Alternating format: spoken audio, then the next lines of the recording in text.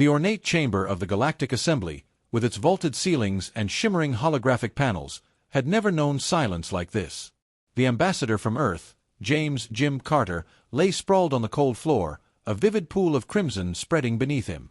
The recording, broadcast across countless star systems, showed a high-ranking Imperial officer brushing past Carter's lifeless body with a sneer.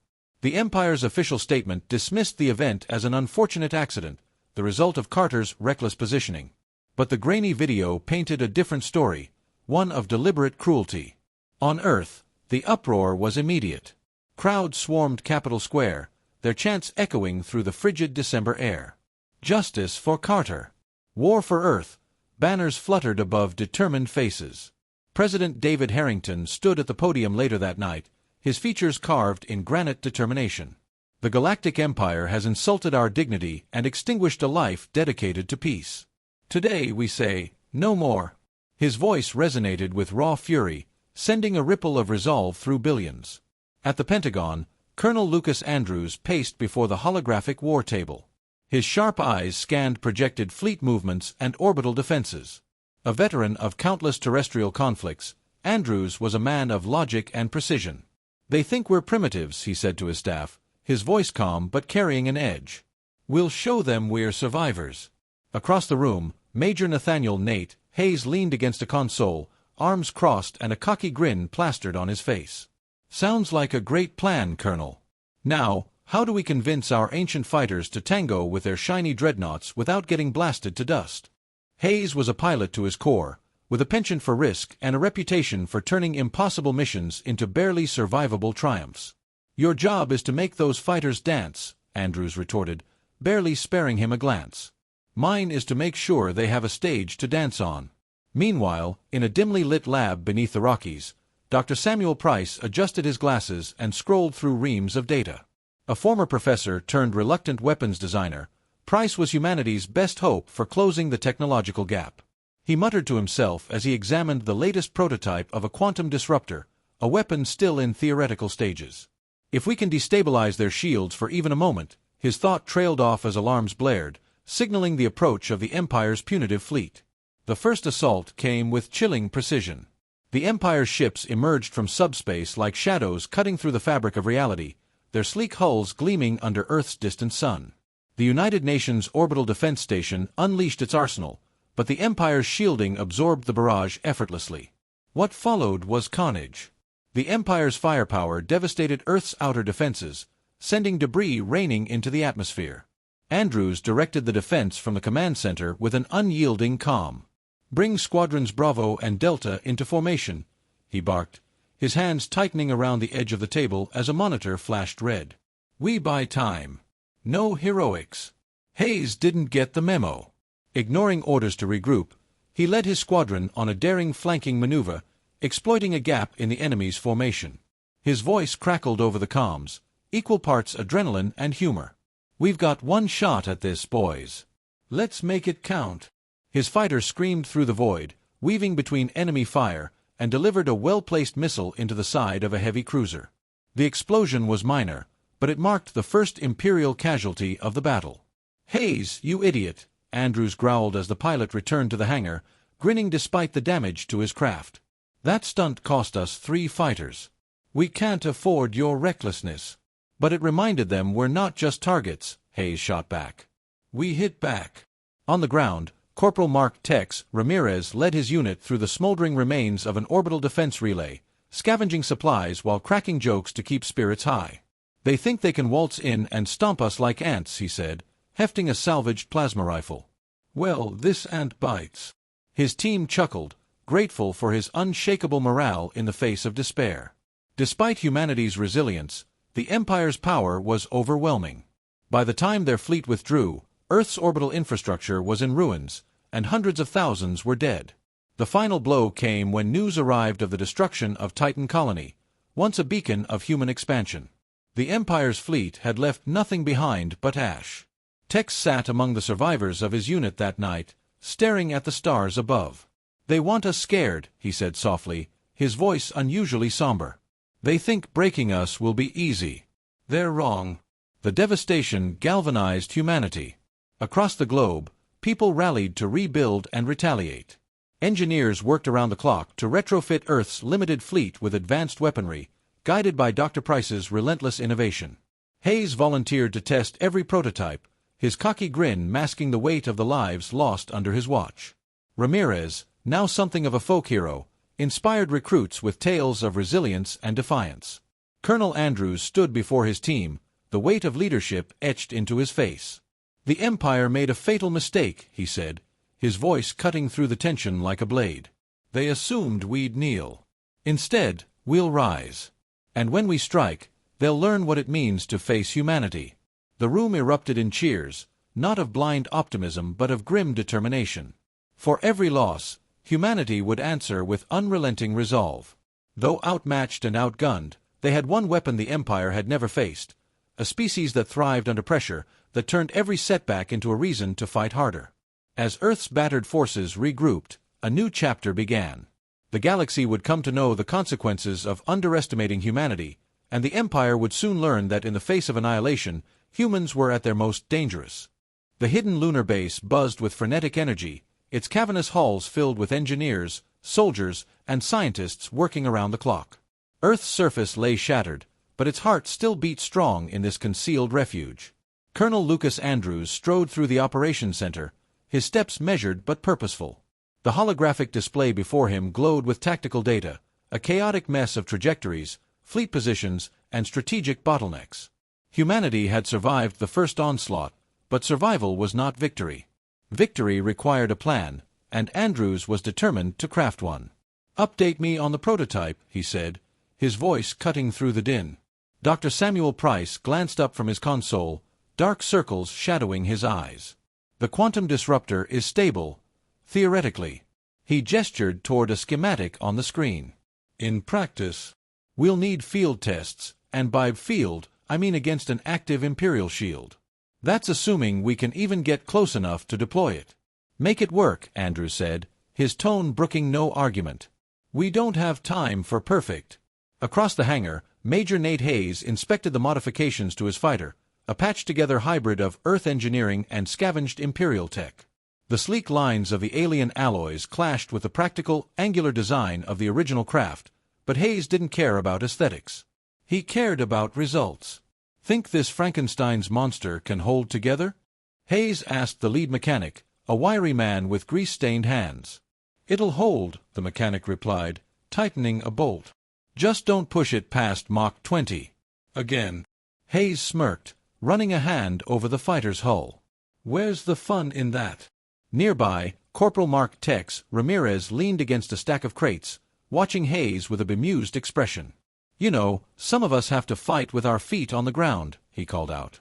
"Not all of us get to be space cowboys. Some of us don't have the patience for mud and bullets, Tex," Hayes shot back. "I'll leave the crawling to you." Ramirez chuckled, shaking his head. "Just remember who's bailing you out when you crash that thing." Despite the banter, the tension in the base was palpable. Everyone knew the stakes. The Empire's fleet had withdrawn temporarily, likely regrouping for a final, decisive blow. Humanity's only chance was to strike first, to prove they were more than prey. The call came a few hours later. An Imperial supply convoy had been spotted in the outer reaches of the solar system. It was lightly guarded, by Imperial standards, but still formidable. Taking it out would send a message and provide much-needed resources. "This is it," Andrews said during the briefing. The room was packed with personnel, all eyes on the tactical display. "We're hitting them where they're vulnerable. Dr. Price's disruptor will be deployed on this mission. If it works, we'll have a weapon they can't defend against. If it doesn't," he let the sentence hang, the unspoken consequences understood by all. Hayes's squadron was tasked with leading the assault, their fighters modified to carry the bulky disruptor. Ramirez and his unit would provide boarding support if the opportunity arose. The plan was ambitious, bordering on reckless, but no one voiced doubt. Doubt had no place here. The convoy loomed large as the human fleet emerged from its stealth approach. Imperial cruisers glided through the void with mechanical grace, their hulls glinting under the distant light of the sun. Hayes tightened his grip on the controls, his heart pounding. "Stick to the plan, people," he said over the comms. "We're not heroes today, we're hunters. As the fighters broke formation, the first barrage from the Empire's defense cannons lit up the darkness. Hayes wove through the chaos with practiced ease, his fighter responding like an extension of his own body. Behind him, the disruptor hummed with energy, its systems barely holding together under the strain. "Price, this thing's running hot," Hayes said, sweat beading on his forehead. "It's supposed to," Price replied from the command center, his voice crackling through the comm. "Get closer. It needs to penetrate the shields fully." Hayes gritted his teeth and pushed forward, his fighter skimming dangerously close to the hull of an Imperial cruiser. The disruptor's targeting system locked on, and he pulled the trigger. A surge of energy erupted from the device, slamming into the cruiser's shields. For a moment, nothing happened. Then, the shields flickered and collapsed, leaving the ship vulnerable. "Disruptor works," Hayes shouted, his relief palpable. "Ramirez, you're up." On the boarding craft, Ramirez and his team prepared for the breach. As their ship latched onto the now exposed cruiser, the Marine barked orders, his usual humor replaced by steely focus. The airlock hissed open, and the team poured in, rifles blazing. The corridors of the cruiser were a stark contrast to Earth's battlefields, sterile and eerily quiet, save for the echo of gunfire. Ramirez moved with precision, clearing rooms and securing objectives. "We've got control of their main systems," he reported. "Download everything and rig the engines for detonation. Let's give them a parting gift." Back at the command center, Andrews watched the battle unfold with a mix of pride and apprehension. Humanity had landed its first decisive blow against the Empire, but the cost was high. Several fighters had been lost, and the disruptor, while effective, had nearly burned out after its first use. As Ramirez's team evacuated the cruiser, the detonation ripped through the void, taking the Imperial ship and its escorts with it. The remaining convoy scattered, retreating into the depths of space. The return to the lunar base was somber. Hayes's fighter limped into the hangar, smoke trailing from its engines. Ramirez emerged from his boarding craft, his armor scorched and dented. Dr. Price greeted them with a rare smile. "You proved it works," he said. "Barely," Hayes muttered, collapsing onto a nearby crate. Ramirez patted his shoulder. "Quit whining. You're alive, aren't you?" Andrews entered the hangar, his presence commanding instant attention. "Good work," he said simply. "But don't get comfortable. This was just the first step. The Empire knows we're not defenseless anymore. They'll adapt, and we need to stay ahead." The team exchanged glances, their exhaustion overshadowed by a renewed sense of purpose. For the first time, the tide seemed to be turning. Humanity had struck back, not with overwhelming power but with ingenuity and determination.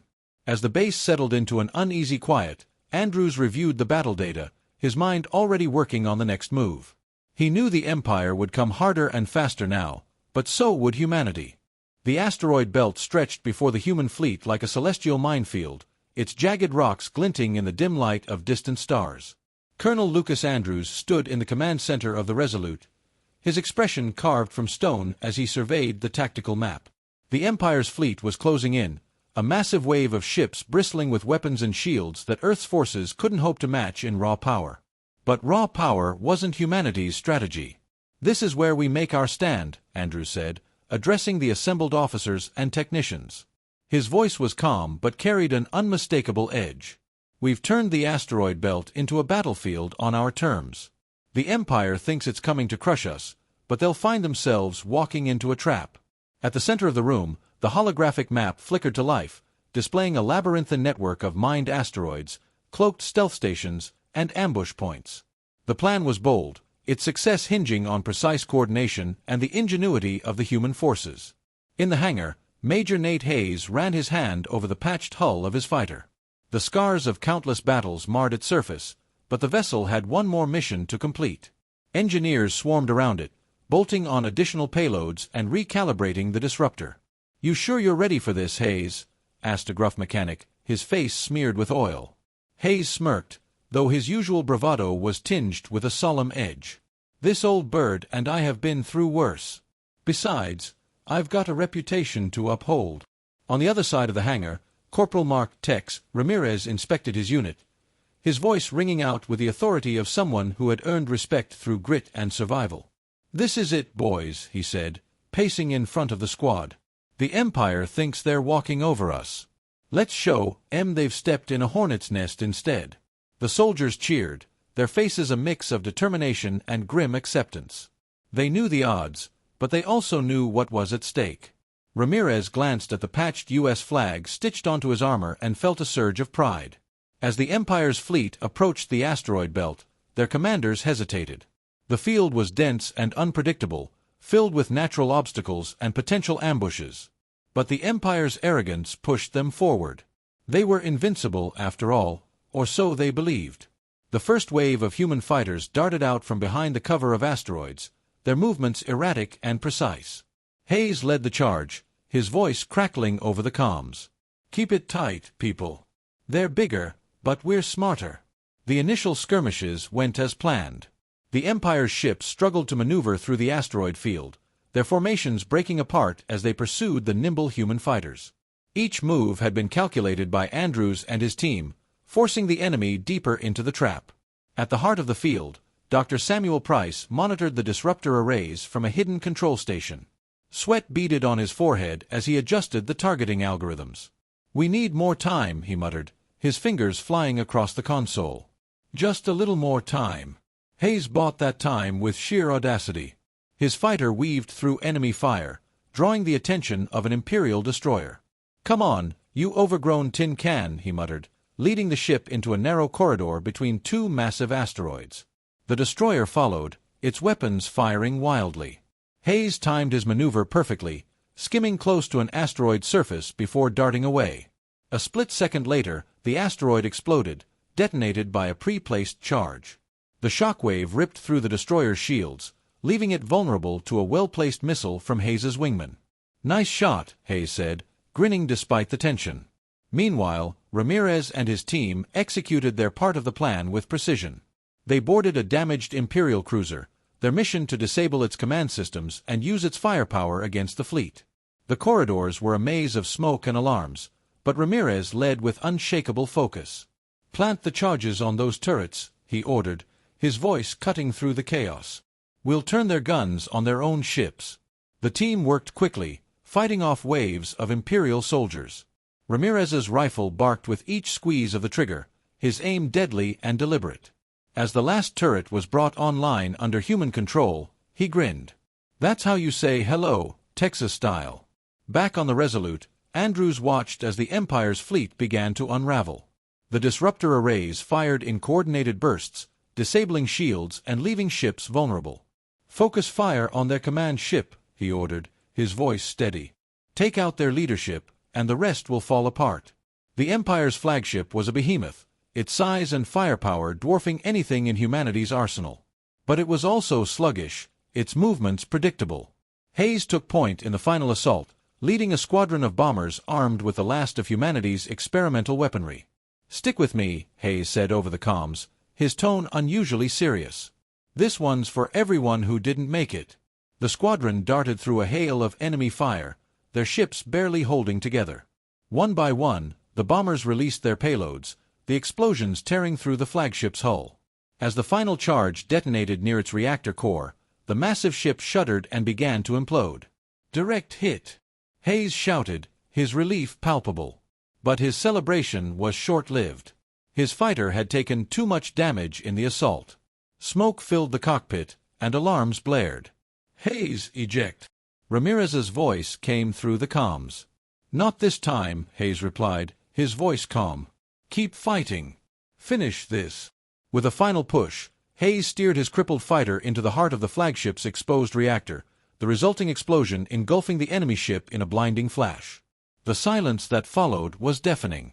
On the Resolute, Andrews stared at the tactical display, his jaw tight.